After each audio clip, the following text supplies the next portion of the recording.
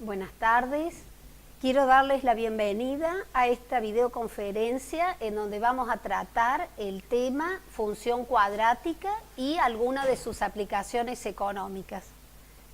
Mi nombre es Nancy Scatolini y espero que Silvia también Cabrera me está acompañando, otra de las tutoras, junto con María Inés Herrera. Entonces todas las preguntas que ustedes tengan que hacer se la van haciendo a las profesoras y después ellas a la vez me la consultan a mí.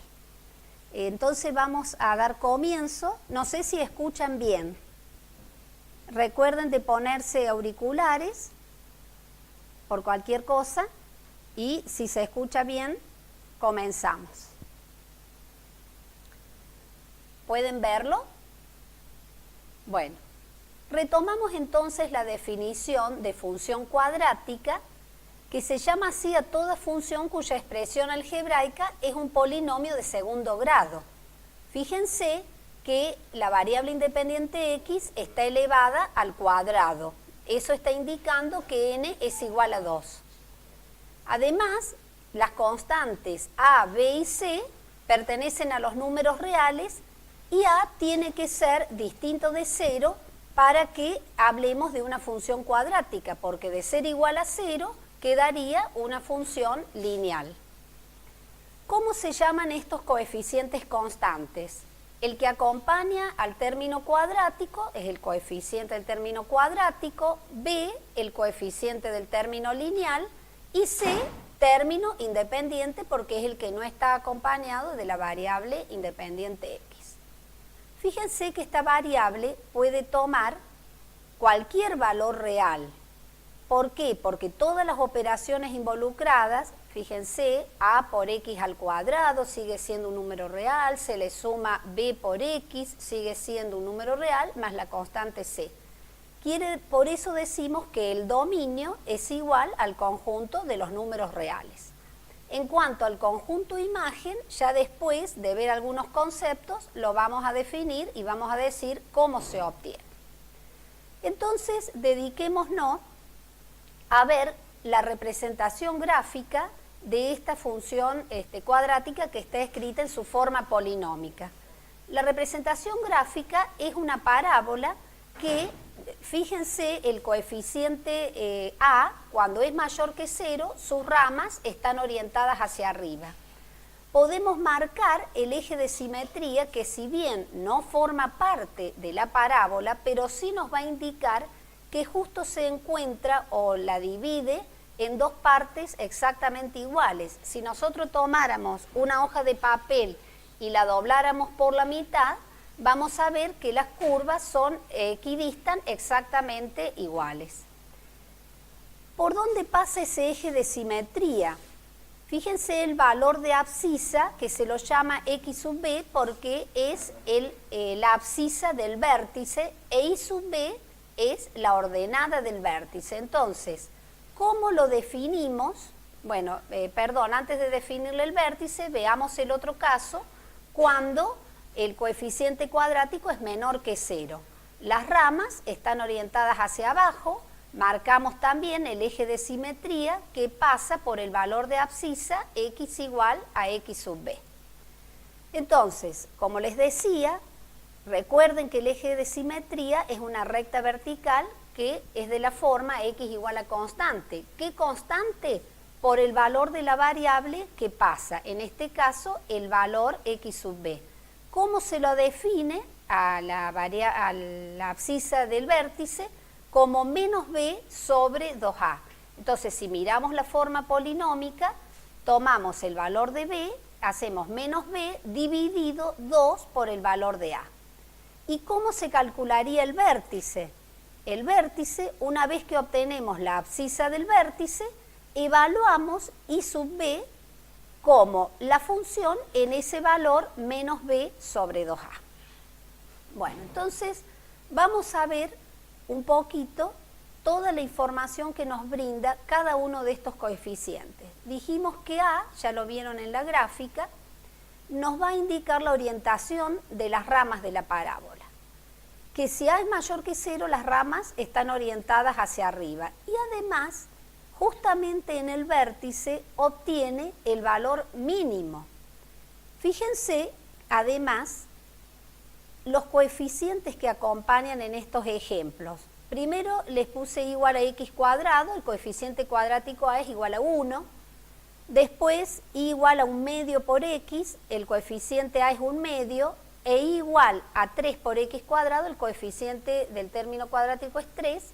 ¿Y qué sucede? A medida que va aumentando el valor de a, la parábola se va cerrando, o sea, se van aproximando sus ramas hacia el eje y. ¿Qué sucede cuando el a es menor que 0? Las ramas de la parábola están orientadas hacia abajo. Y ahora el vértice que va a tomar su valor máximo. Y miremos también los coeficientes cuadráticos en valor absoluto, quiere decir sin su signo. Miremos 1/2, 1 y 3, que también sus ramas se van acercando más al eje y. Entonces, a medida que aumenta el valor de a, las ramas se acercan al eje y. Cuando a es mayor que 0, las ramas están orientadas hacia arriba, y cuando a es menor que 0, las ramas hacia abajo. Esa es la información que nos va a dar el coeficiente a. En cuanto al coeficiente del término lineal b, nos va a indicar si la parábola va a presentar un desplazamiento horizontal, pero por sí sola no informa hacia dónde va a estar desplazada, ni qué cantidad de unidades. ¿Qué vamos a necesitar? Evaluar la abscisa del vértice. Fíjense que la abscisa del vértice es la que va a desplazar hacia la derecha o hacia la izquierda la parábola. Entonces, no solo necesitamos el valor de b, sino también el signo de b, sino también el signo de a. Entonces, fíjense, si b es igual a 0, no va a presentar desplazamiento horizontal, y cuando escribamos de la forma polinómica f de x igual a por x cuadrado, b por x, como b es 0, 0 por x les queda 0 y les queda el término independiente c. Entonces, ¿qué les va a quedar? F de x igual a x cuadrado más c. En este caso no se desplazó horizontalmente ni hacia la derecha ni hacia la izquierda. Fíjense que al ser el b igual a 0, cuando hacemos 0 dividido cualquier número, en este caso vemos que el a, como las ramas están orientadas hacia arriba, a es mayor que 0, entonces 0 dividido 2 por a, un valor positivo, da 0. ¿Por qué? Porque el b es 0. Entonces, cuando el b es igual a 0, directamente la parábola no se desplaza ni hacia la derecha ni hacia la izquierda.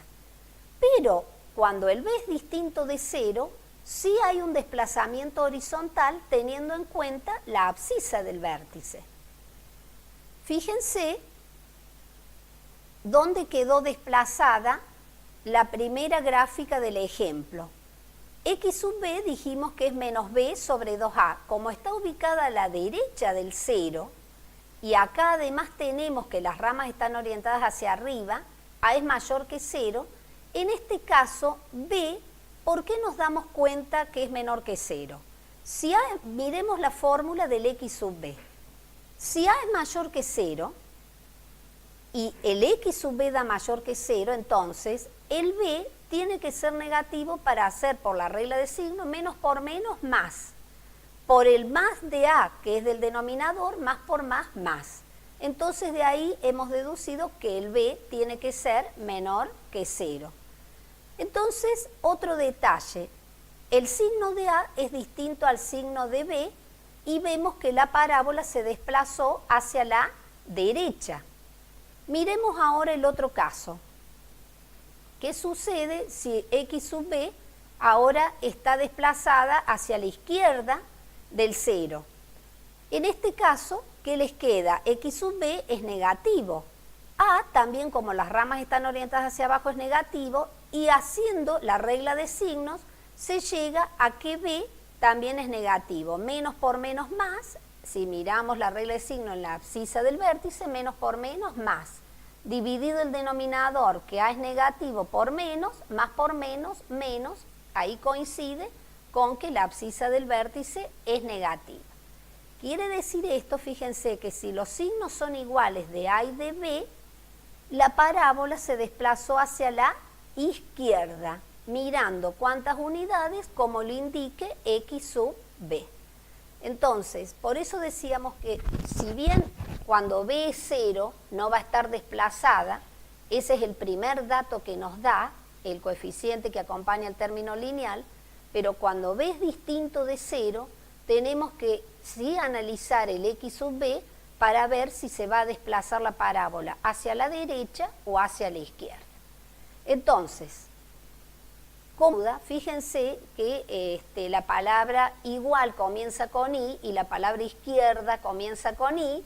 Entonces, I les va a recordar signos iguales, el X sub B, que les va a quedar desplazado hacia la izquierda. Y cuando el signo de A es distinto del signo de B, ¿qué va a suceder? Signos distintos, la parábola va a quedar desplazada hacia la derecha porque el X sub B se desplazó, hacia la derecha. ¿Alguna pregunta hasta acá?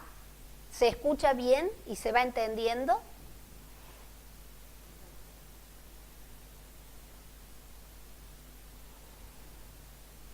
Bueno, entonces continuamos. Ahora vamos a ver el término independiente C. Fíjense que hemos dicho que tanto los tres coeficientes A, B y C son números reales. Y C nos va a indicar dónde la parábola corta al eje de ordenadas. ¿Qué quiere decir esto? Que vamos a evaluar la variable independiente cuando X es igual a 0. Entonces, ¿qué les queda en la función polinómica? F de 0 igual a A por 0 al cuadrado que es 0, más B por 0 que es 0, entonces les queda igual a C. Por eso se obtiene el punto 0 F de 0. Y si miramos en el gráfico, es el corte de la parábola con el eje de las ordenadas o el eje Y. Cuando X vale 0, Y vale C. Fíjense que este concepto algunos lo confunden con los desplazamientos y creen que el I sub B coincide, o sea, la ordenada del vértice coincide con C. ¿Esto cuándo va a suceder? Si el B es igual a C. Pero si el B es distinto de 0, la ordenada del vértice no coincide con el corte con el eje Y.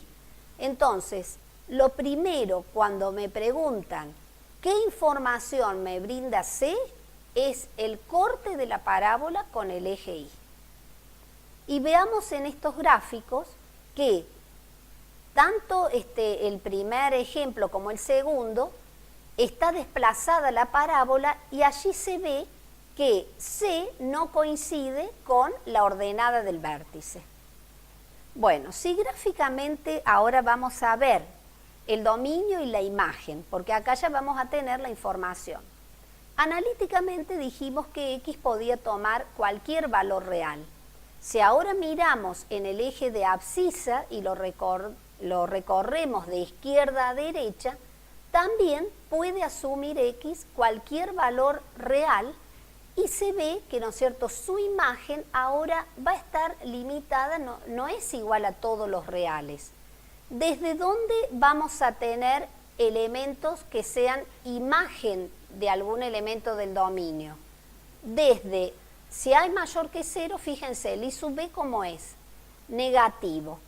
Y en este caso la imagen, entonces, el valor mínimo que toma es a los positivos, el conjunto imagen, ¿a qué va a ser igual? Desde la ordenada I sub B, que lo toma porque es el valor mínimo, a más infinito. ¿Qué va a suceder ahora en el otro ejemplo? Las ramas están orientadas hacia abajo y entonces, fíjense, el I sub B ahora asume un valor máximo. Es el máximo valor que va a tomar como imagen. Entonces, recorriendo nuevamente el eje Y desde menos infinito a más infinito, o sea, de abajo hacia arriba, el conjunto imagen va a ser igual a menos infinito hasta ese valor de ordenada I sub B, que si observan aparece con un corchete porque es el máximo valor que toma la función como imagen. ¿Continuamos? ¿Alguna duda? Bueno. Entonces, lo que decimos es que la imagen de la función cuadrática depende del valor de ordenada del vértice, pero también de la orientación de las ramas. No podemos solamente mirar el vértice porque las ramas podrían estar orientadas hacia arriba o hacia abajo. Tenemos que mirar para definir el conjunto imagen las dos cosas, el valor de la ordenada del vértice y la orientación de las ramas. Entonces ahora vamos a repasar la intersección con los ejes coordenados, que siempre para graficar uno hace corte con eje X y corte con eje Y. Recién hemos visto cuando X es igual a 0, que nos da Y igual a F de 0 igual a C. Entonces siempre va a intersecar en qué punto, en el que recién habíamos visto, 0 en el punto 0C. Cuando X vale 0, la parábola corta al eje Y en el punto C. Ahora miremos la intersección con el eje de abscisas. Es cuando Y es igual a 0. Entonces, en este caso, que está escrita en la forma polinómica, si Y es igual a 0, f de x igual a 0, sería a por x cuadrado más b por x más c igual a 0. Entonces, ¿cómo resolvemos esta ecuación cuadrática? A través, o sea, para hallarles las raíces, o sea, los cortes de la parábola con el eje de las x, utilizamos la llamada fórmula resolvente. Como máximo nos van a dar dos raíces, fíjense que x está elevado al cuadrado. ¿Qué sucede? ¿Cómo podemos tener información si vamos a obtener dos raíces reales y distintas, dos raíces reales e iguales o raíz doble, o si vamos a obtener dos raíces imaginarias o no reales, que esas no las vamos a tratar en el contexto, o sea, de esta materia? Miramos lo que se llama, lo que está debajo del signo radical, que está redondeado, que se llama discriminante, que es igual a b cuadrado menos 4ac. Eso nos va a dar información de la cantidad de raíces que vamos a tener y de qué forma. O sea, si el discriminante es mayor que 0, vamos a obtener dos raíces reales y distintas. Si el discriminante es igual a 0, se van a obtener dos raíces reales e iguales, y entonces en este caso se la llama una raíz doble. Y si el discriminante da menor que 0, no van a existir raíces reales. Entonces nosotros nos vamos a dedicar especialmente a los dos primeros casos. Miremos, por ejemplo, la representación gráfica de una función cuadrática que tiene a mayor que 0, o sea, las ramas orientadas hacia arriba, y se dan distintos ejemplos del discriminante. Cuando el discriminante es mayor que 0, se observa que efectivamente tiene dos raíces reales y distintas, x sub 1 distinto de x sub 2. Y ahí también que pueden observar, miren la abscisa del vértice x sub b, que se encuentra en el punto medio de las dos raíces. Siempre la abscisa del vértice está a la mitad entre x sub 1 y x sub 2. Entonces también, si uno conoce las raíces, puede sacar la abscisa del vértice haciendo x sub 1 más x sub 2 dividido 2, porque es el punto medio.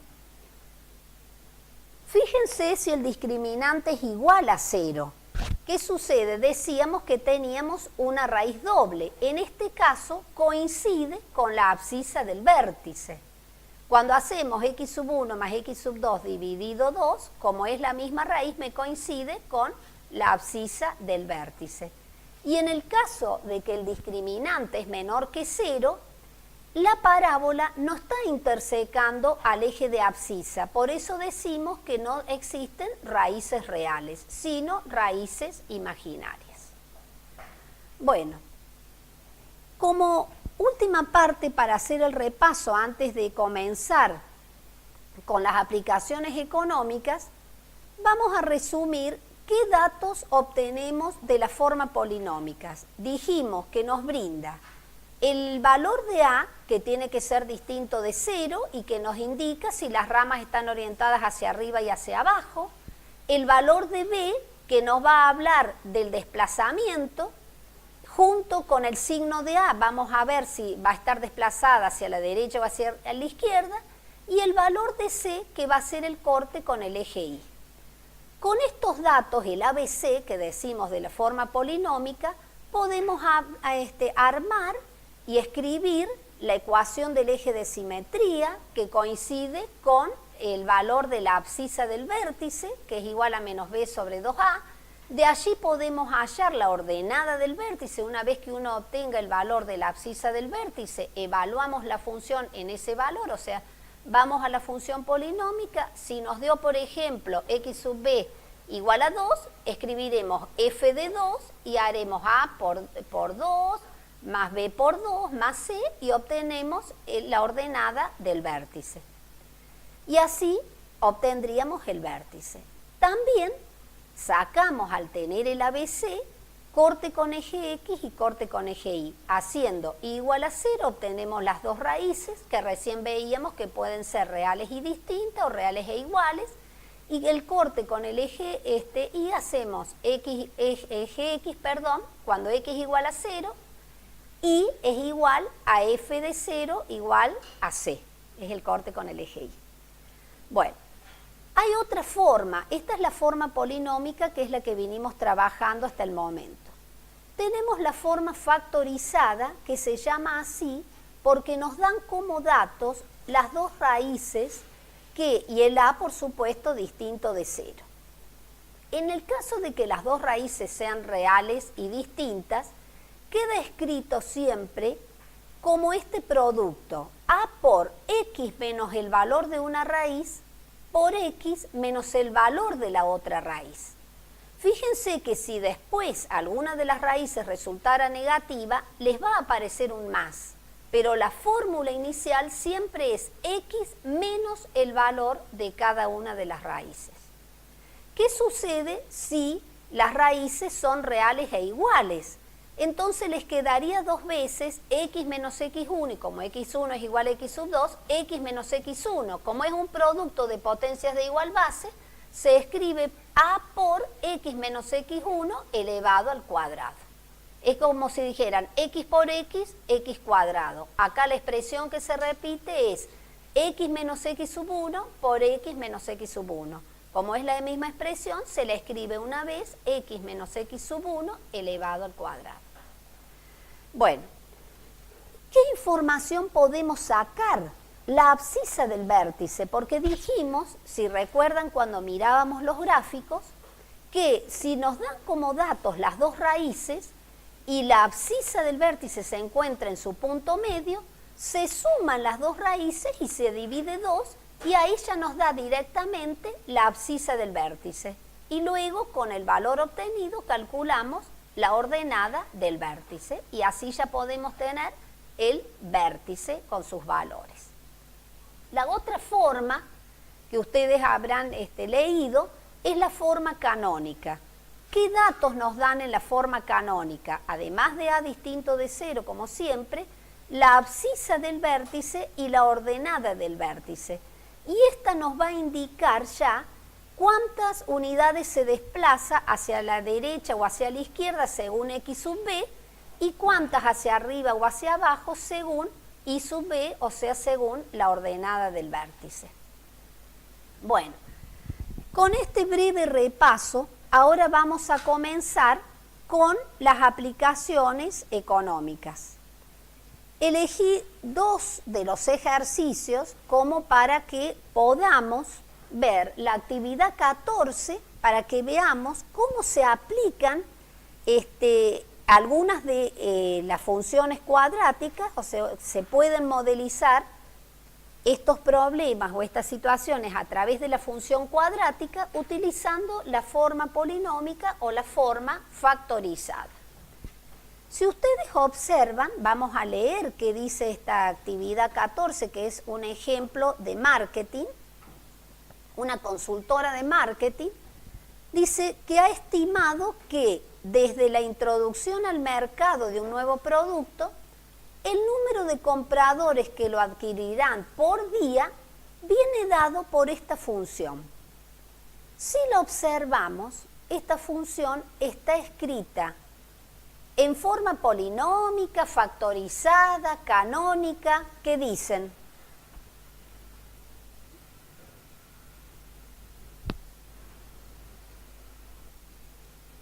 A ver, les vuelvo a repetir la pregunta. F de x es igual a menos 10 novenos por x menos 24. ¿Qué les parece? ¿Está escrita en su forma polinómica, factorizada o canónica? Que recién revisábamos. Factorizada, bueno, muy bien, muy bien. Entonces, fíjense que uno de los factores figura la x sola, entonces sería x menos 0. Como el 0 es elemento neutro, no se escribe, pero entonces las dos raíces, ¿quiénes serían? X sub 1, 0 y x sub 2, 24. Acá nos están pidiendo que determinemos cuál es el intervalo de días para el que tiene sentido el análisis en cuestión.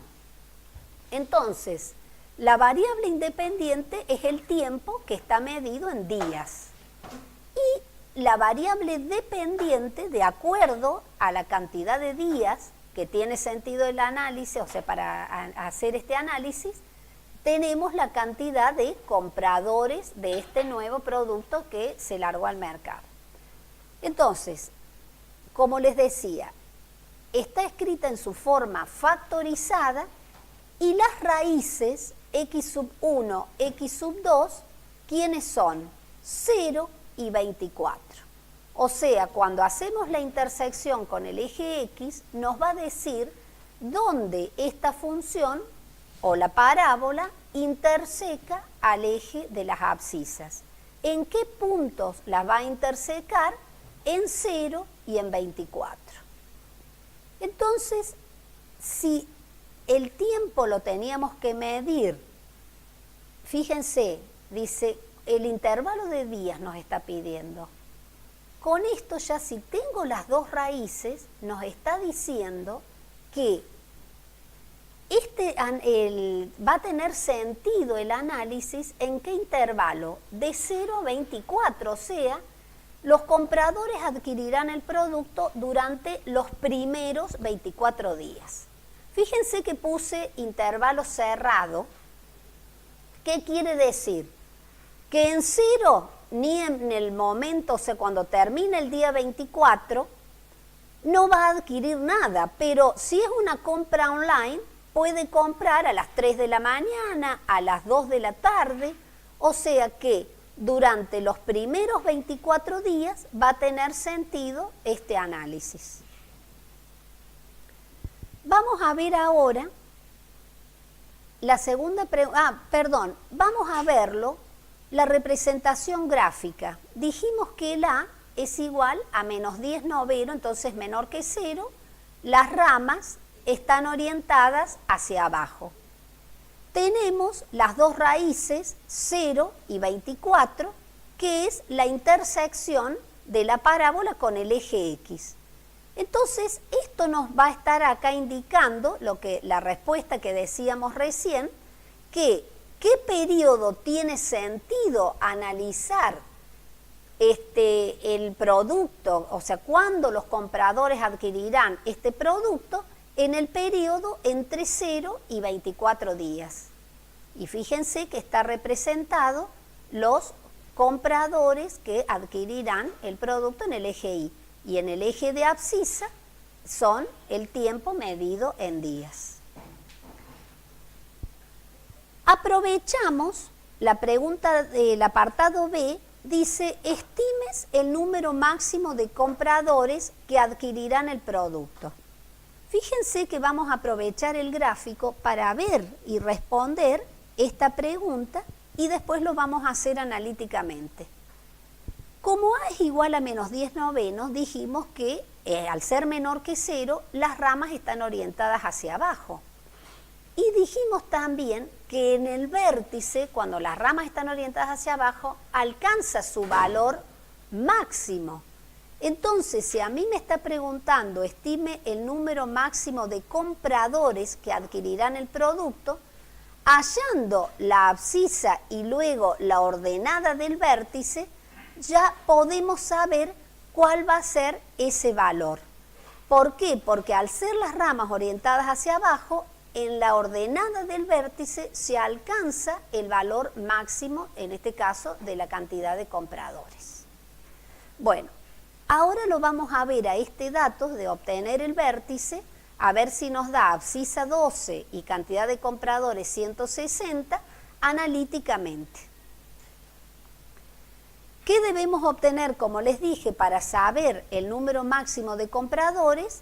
El valor de la ordenada del vértice, o sea, I sub b igual a la función evaluada en la abscisa del vértice.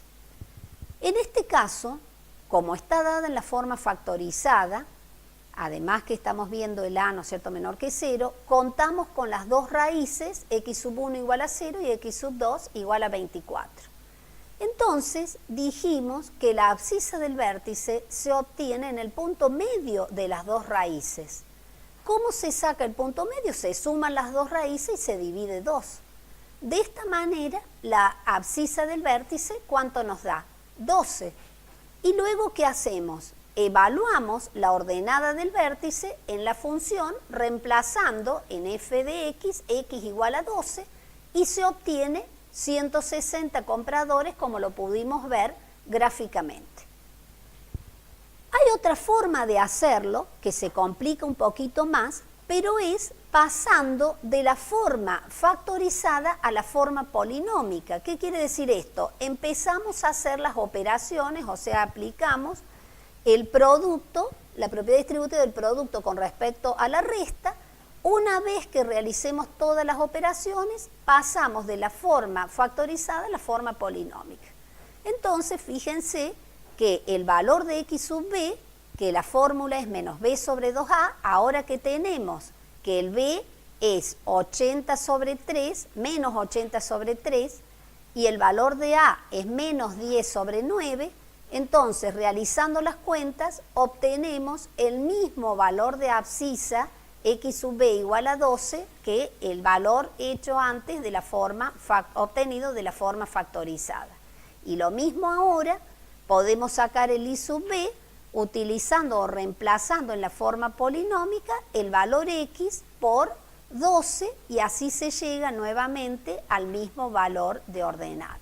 Entonces, ¿cuál es el número máximo de compradores que adquirirán el producto? Es igual a 160 compradores. Bueno, ¿alguna pregunta?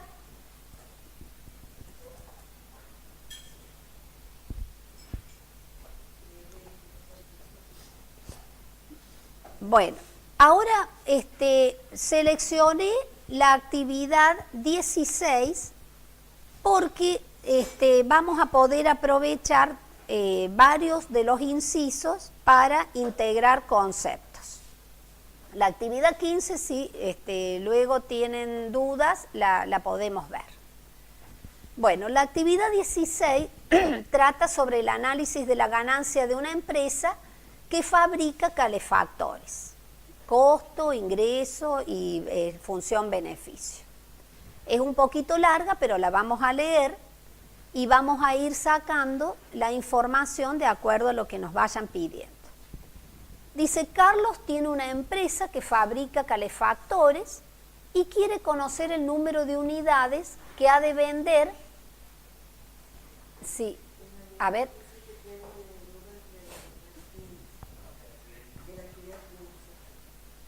Bueno, de la anterior, de la actividad 14. Bueno, ¿cómo se hace? Se reemplaza el número 12 en f de x. Fíjense cuando está escrita en la forma factorizada, que es f de x igual a menos 10 novenos por x menos 24. El numerito 12 lo escribimos, lo reemplazamos en lugar de x. Entonces vamos a escribir menos 10 novenos en lugar de por X, por 12.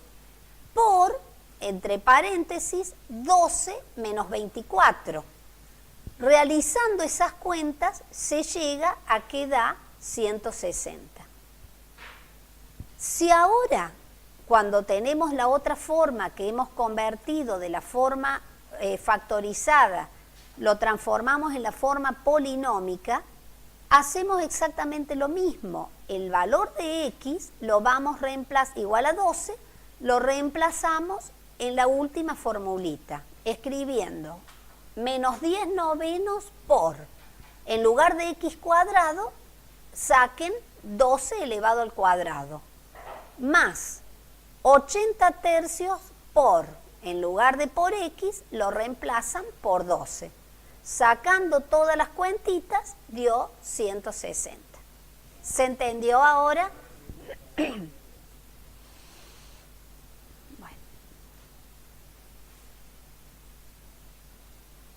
Bueno, entonces vamos a continuar con la actividad 16.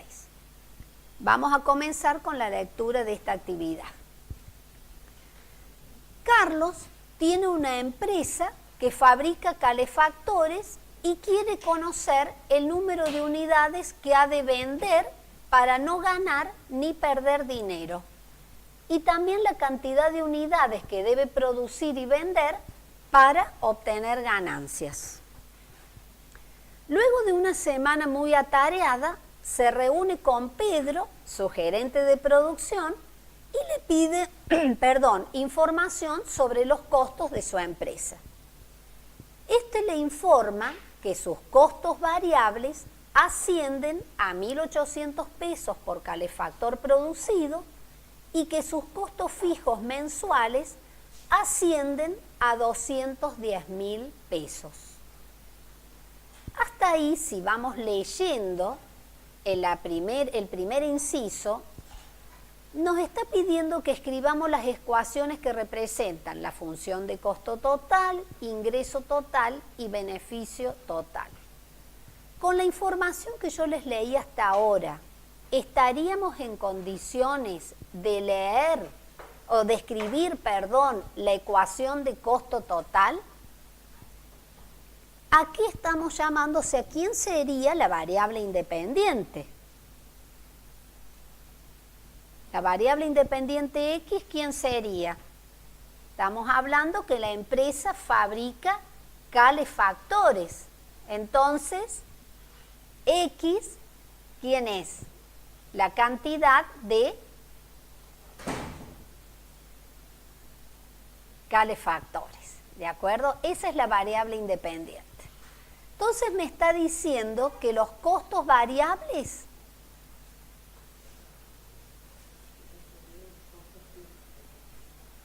claro, no. Unidades, claro. ¿Qué unidades? Es el número de calefactores. Y nosotros queremos ver cuál es el costo total de producción de estos calefactores. También la empresa está interesada en averiguar el ingreso total y luego si obtiene ganancia, o sea, beneficio positivo, o pérdida, beneficio negativo. Entonces, con lo que yo ya les he leído, les pregunto si podemos armar la función de costo total. Estamos diciendo que los costos variables ascienden a 1.800 pesos por calefactor producido y que sus costos fijos mensuales ascienden a 210.000. Entonces, y además aclara que la capacidad máxima de producción es de 2.000 calefactores por mes. Entonces, fíjense lo siguiente. El dato que me dan de los 2.000 calefactores me está dando información sobre el dominio de definición de la función costo, que va a poder fabricar hasta 2.000 calefactores porque dice que esa es la capacidad máxima de producción. Recordamos cómo se forma la función de costo total. El costo variable más el costo fijo. Entonces, si me está diciendo que los costos variables ascienden a 1.800 pesos por calefactor, si X es la cantidad de calefactores, ¿cómo escribimos el costo variable? El precio unitario por la cantidad de calefactores, X. ¿Y a qué va a ser igual el costo fijo? Los costos fijos mensuales dice que ascienden ¿a cuánto? A 210.000 pesos. De esta manera, ya entonces, si sumamos el costo variable más el costo fijo, nos queda representada la función de costo total 1.800 por X más 210.000. ¿Se entendió cómo armamos la función de costo?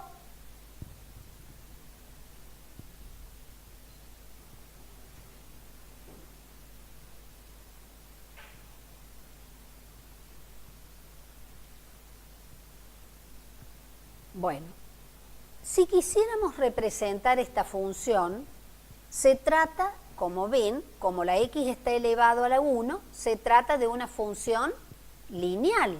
Entonces su representación gráfica, ¿qué va a ser? Una línea recta. ¿Comienza en el origen o está desplazada? Fíjense que tenemos 1.800 por X más 210.000. Cuando X vale 0, ¿qué punto tendríamos? 0, 210.000. Entonces el 210.000 es el costo fijo. Entonces, ¿cómo les queda? En 200, el dominio dijimos la cantidad de calefactores entre 0 y 2.000. ¿Y cómo les queda representada? Cuando X vale 0, si reemplazan en la función de costo, C de 0, 1.800 por 0, 0, más 210.000, quedó desplazada, o el costo fijo, queda representado en el eje de ordenada por 200.000. Y luego, 1.800, que es la pendiente, es un valor positivo, que me está diciendo que la función es creciente. Entonces, queda representada por cada unidad de X, asciende 1.800 unidades y, o sea, eso es lo que me está hablando el valor de la pendiente. Y así la pudimos representar a la función de costo a través de la recta. Las representaciones gráficas las pide más adelante, pero es importante que ya vayamos retomando y repasando o integrando cada una de las funciones involucradas en este problema. Continuemos ahora con otro dato. También me pedía escribir el ingreso total. Entonces sigamos leyendo. Después de leer de la capacidad máxima decimos, la empresa hace algún tiempo ha puesto en alquiler un inmueble de su propiedad del que recibe mensualmente 10.000 pesos. Además, Pedro sabe que sus ingresos se comportan como una función cuadrática par y que si mensualmente vende 50 calefactores, el ingreso total que viene dado por el alquiler del inmueble y la venta de calefactores, el ingreso total de la empresa es de 510.000 pesos. Entonces, ya habíamos armado la función de costo, se nos pide ahora que armemos con esta información la función de ingreso total. Fíjense que cuando dice que tiene alquilado un inmueble y que recibe mensualmente 10.000 pesos, eso es su ingreso fijo. Casi siempre el ingreso decimos precio por cantidad de unidades vendidas. Entonces, en ese caso, si es solamente precio por cantidad, comenzaría por el origen. Pero ¿qué pasa acá? Acá tenemos un ingreso fijo, o sea que también se le va a sumar a la función ingreso. Fíjense que también tenemos otra información importante que dice que esta función de ingreso total es una función cuadrática par. El decir que es par si ustedes recuerdan cuando lo vieron en la unidad anterior, quiere decir que es simétrica respecto al eje Y. O sea que el eje de simetría les está coincidiendo con el eje de ordenada. Entonces, en ese caso, no hubo desplazamiento horizontal de la parábola, que es la que representa esta función, porque me dice que es una función cuadrática. Con lo cual, ¿qué decimos? Que el B es igual a 0, no está desplazada horizontalmente. ¿Qué otra información? Fíjense, si el B es 0, entonces, ¿cómo les va a quedar escrita la función de ingreso total? En lugar de B lo reemplazamos por 0, 0 por X les queda 0, entonces les queda A por X al cuadrado más el ingreso fijo, que es el valor de C, que es igual a 10.000. Ahora, ¿qué sucede? Acá ya tendríamos toda la información, ya estaría la función de ingreso total de X, o nos falta calcular algún valor. Fíjense en la formulita. Nos quedó ingreso total de X igual a A por X cuadrado más 10.000. ¿Conocemos ese valor de A?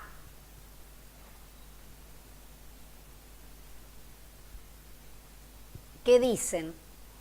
Vamos a tener que ver qué otra información nos dieron para poder hallar el valor del coeficiente cuadrático. Bien. Entonces, fíjense que nos dice que, además dice, Pedro sabe que sus ingresos se comportan como una función cuadrática par y que si mensualmente vende 50 calefactores, el ingreso total de la empresa es de 510.000 pesos.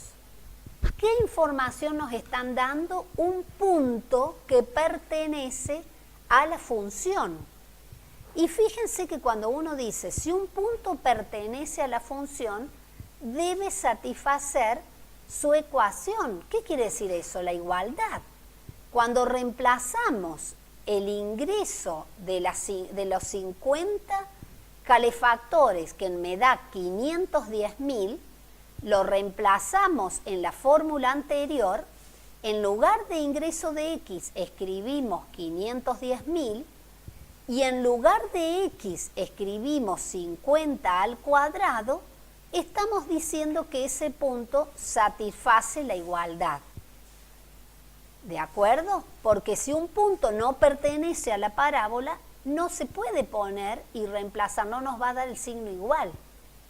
Entonces, si ahora realizamos los cálculos, 510.000, el 10.000 que está sumando lo pasamos restando, menos 10.000 me quedó 500.000. Y también 50 al cuadrado, que me da 2.500, y qué operación, cómo está relacionado el A con el 50 al cuadrado que da 2.500. Está multiplicando, ¿cómo pasa?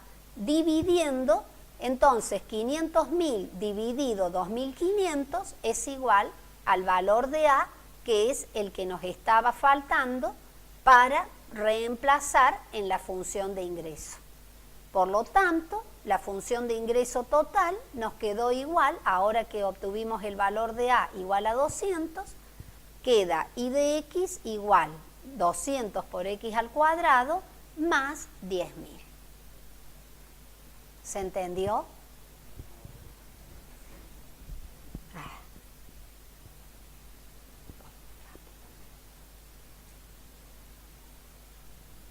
Espero por si tienen alguna duda de la parte algebraica. ¿Se entendió? Bien. Entonces también, ¿qué hice? También dibujé esta función de ingreso, que ya miremosla, 200x al cuadrado más 10.000. Fíjense que el B es igual a 0, o sea que no está desplazada horizontalmente, pero sí está desplazada verticalmente. ¿En cuánto? En 10.000. Entonces, miremos su gráfica. El dominio también, como la capacidad de producción es de 2.000 calefactores, también el dominio de la función ingreso es entre 0 y 2.000. Pero dado que las unidades, o sea, hasta 2.000, no se veía bien el gráfico, yo acá tomé y solamente le hice zoom a la primera parte del gráfico. Entonces, dijimos que el ingreso fijo es de 10.000, entonces por eso se ve que la parábola está desplazada 10.000 unidades hacia arriba. Y luego solamente estamos graficando, por ser una situación real, o la rama positiva, o sea, en el primer cuadrante. Bueno. El punto que le pertenece es 50, 510.000. Si vemos, este punto pertenece a la gráfica, por eso, si no, no satisfacía su ecuación como les he dicho anteriormente.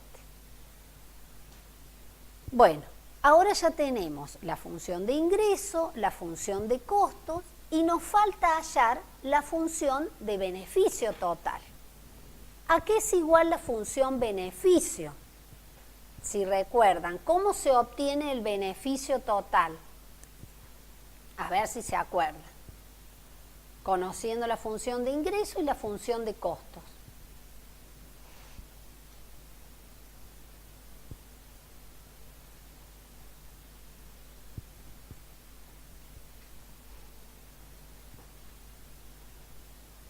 ¿Cómo obtengo la función beneficio?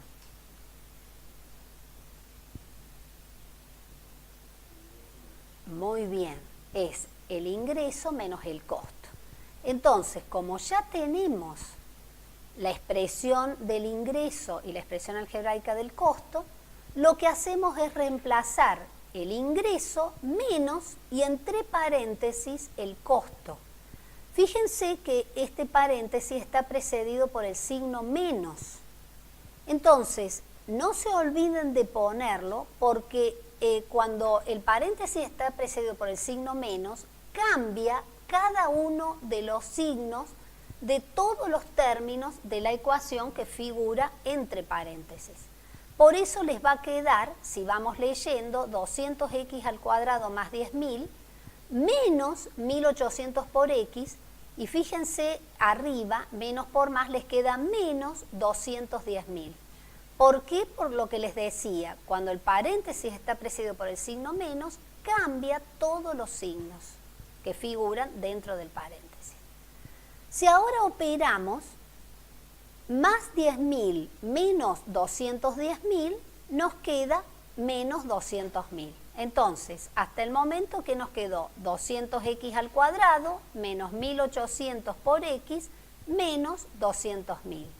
De esta manera, la función de beneficio total nos quedó expresada, fíjense en su forma polinómica, b de x igual 200x al cuadrado menos 1.800 por x menos 200.000. Bueno, fíjense que tenemos A, el valor de A es 200, el valor de B 1.800.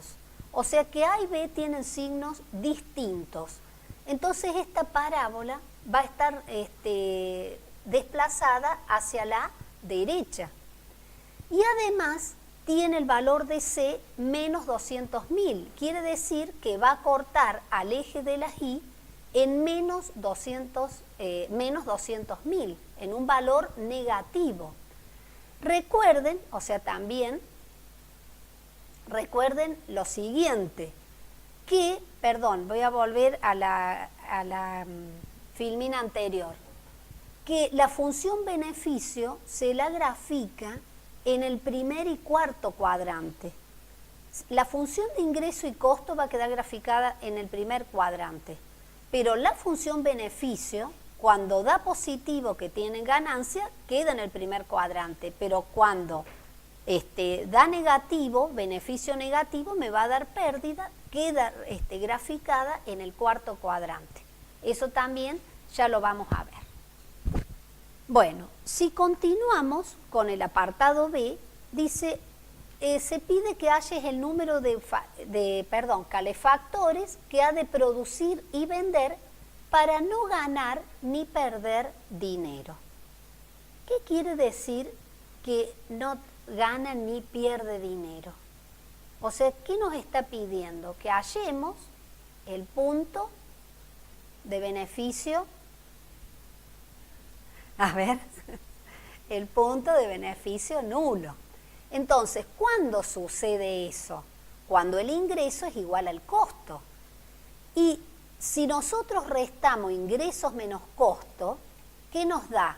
En ambos miembros nos da igual a 0. ¿Pero quién es ingreso menos costo? Es igual a beneficio.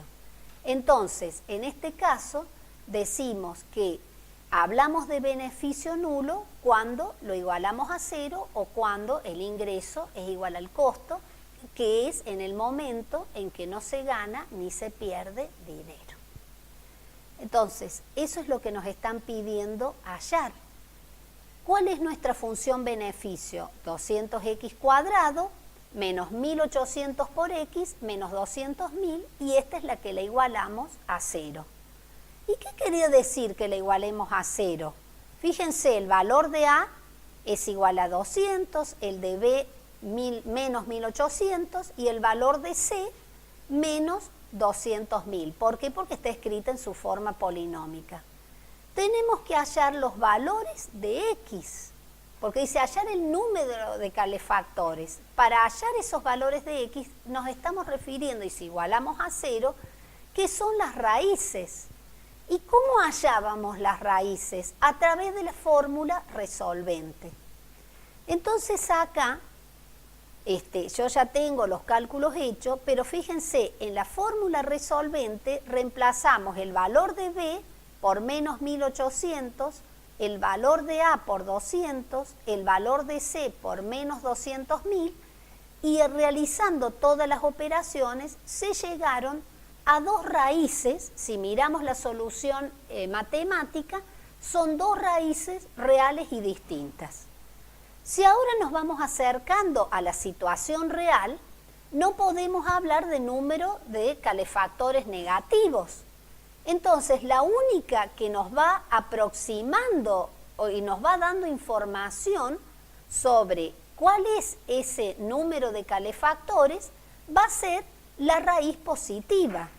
Pero ¿qué sucede? Fíjense la respuesta matemática. Yo no puedo hablar de 36,44 calefactores, o sea, 36 calefactores y un poquito más de otro. Entonces, en este caso, fíjense que también, ¿qué tenemos? Esa, como les dije, es la respuesta matemática.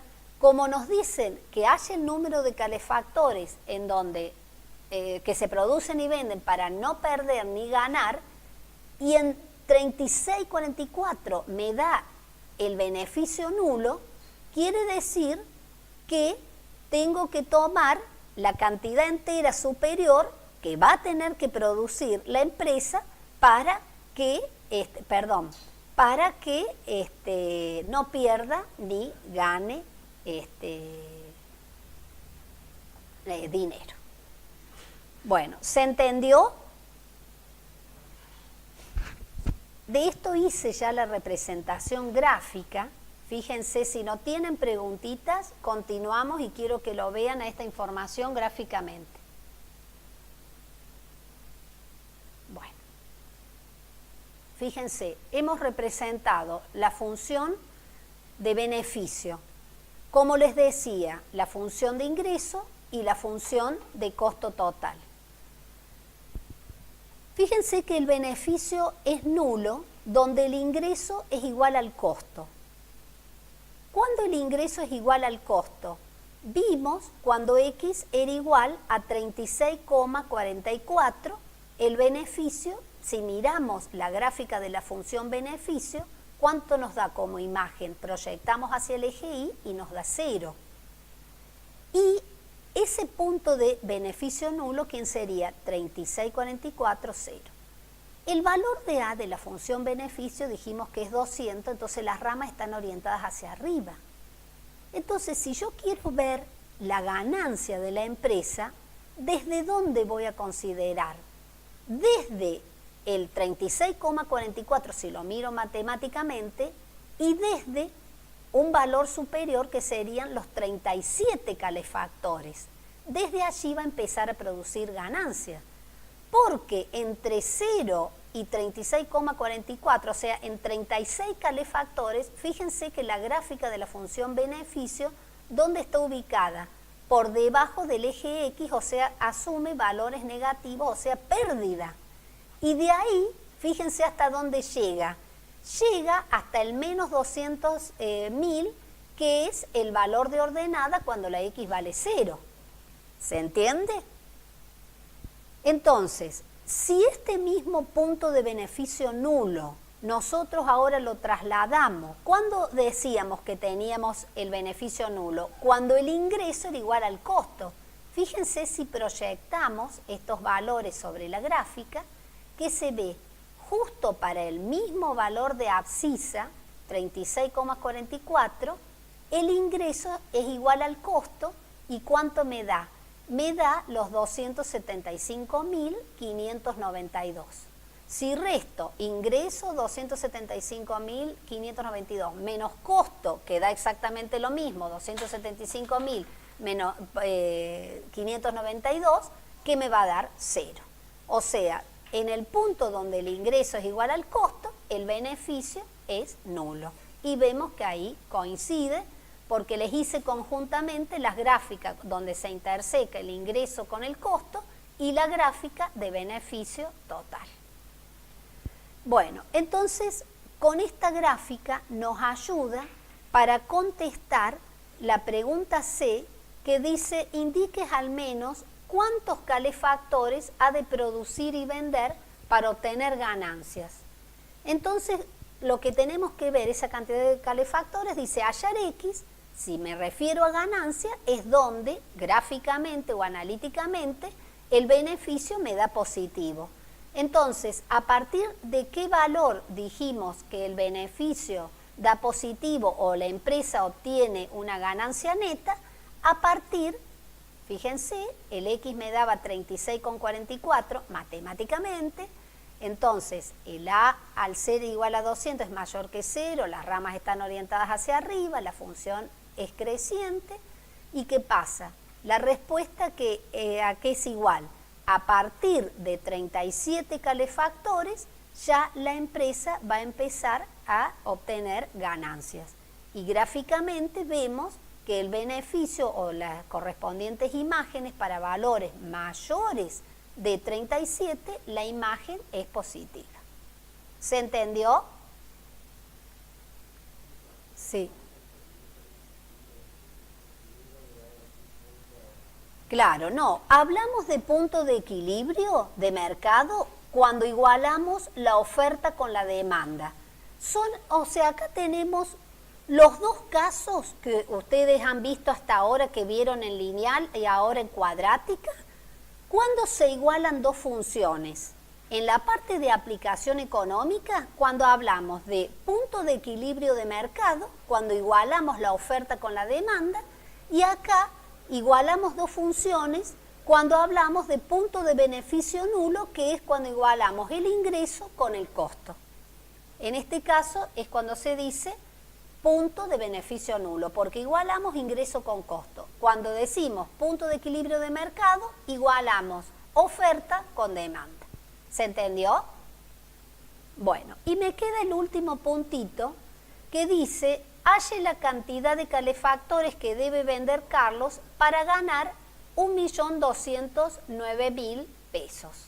O sea que yo tengo que hallar X, tal que el beneficio sea de 1.209.000 pesos.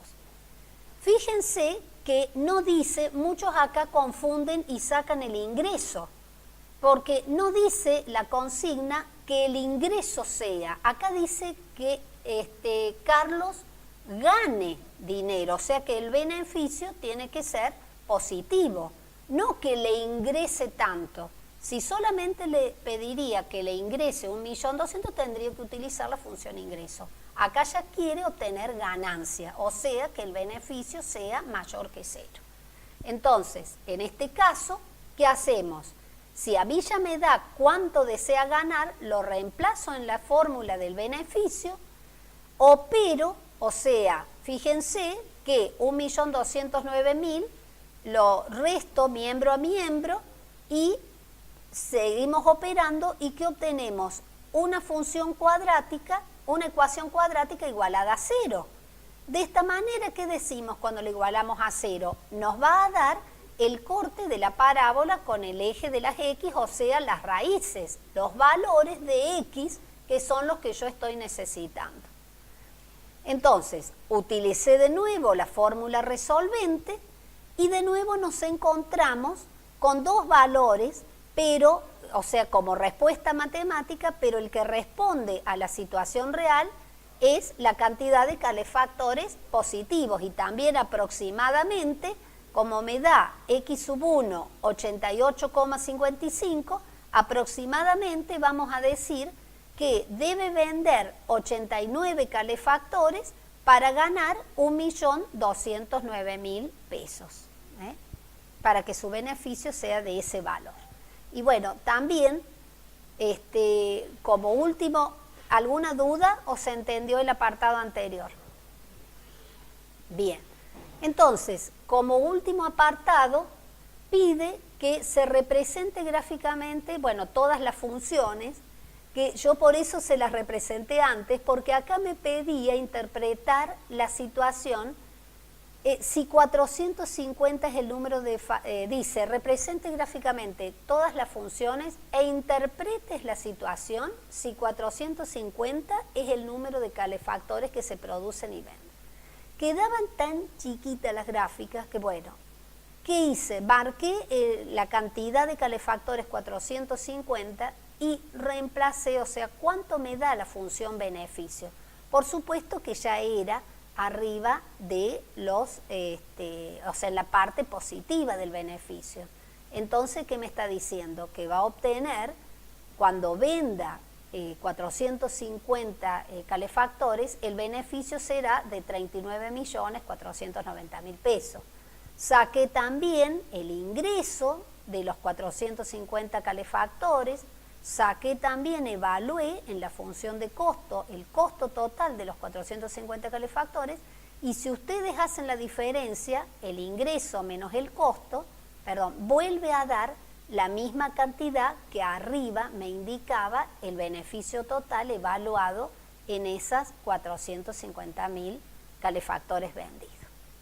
Bueno, con esto estaríamos terminando esta videoconferencia, como para que vean cómo se puede aplicar o modelizar una situación económica a través de un modelo, en este caso fue lineal y cuadrático. Espero que les haya sido de utilidad y cualquier consultita, espero si tienen alguna pregunta.